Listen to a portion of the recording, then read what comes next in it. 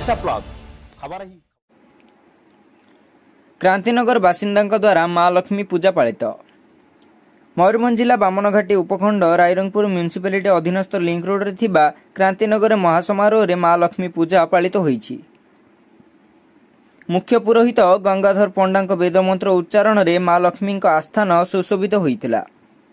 श्रद्धालुगण गत रातिर लंबा लाइन रे स्थानीय बड़ बंध ठारू घट उत्तोलन करा जायतिला। तापरे माँ लक्ष्मी विधि मुताबक पूजारंभ करा जायतिला। तापरे आज सकाळे भक्तगण आसी माँ भक्ति नैवेद्य समर्पण करी माँ आशीष कामना करथिले। माँ करुणामय दयामय और अभयदाता से भक्तर मनोवांछा पूरण करिथांती। ई परिप्रेक्षी रे कमिटी पक्षरु अन्नप्रसाद बंटन करा जायतिला।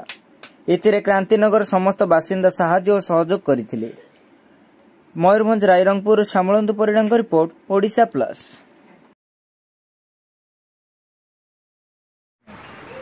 ये आम जो क्रांतिनगर में लक्ष्मी पूजा होची एटा आम 2018 मसीह आरंभ होती दीर्घ 8 वर्ष कंटिन्यू कर आसुचे। आम समस्त क्रांतिनगर मिलमिशी बहुत आनंद उल्लास पूजा करुचे।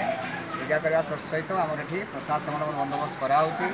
कॉलोनी में समस्त भाई भौणी माँ भौणी मैंने सब मिसिकी प्रसाद सेवन करुचे। बहुत आनंद उल्लास आमर लक्ष्मी पूजा पालित हुए। दीर्घ 3 वर्ष धरी दीर्घ 3 दिन धरी आमर लक्ष्मी पूजा पालित होची।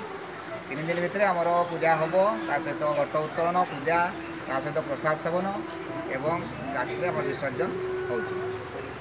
तेणु समस्ते मन प्राण दे ये पूजा को साफल्यमंडित आमर आ गोटे विशेष कहूँ आमर प्रोसेसन समस्ते माँ भौणी मैंने प्रोसेसन यात्रा करती। बहुत सुंदर भाव में प्रोसेसन हुए। घट भी आम समस्ते प्राय उठाती ये आ बहुत सुंदर भाव में पूजा ठारे अनुष्ठित हो। जय माँ लक्ष्मी। हर हर महादेव।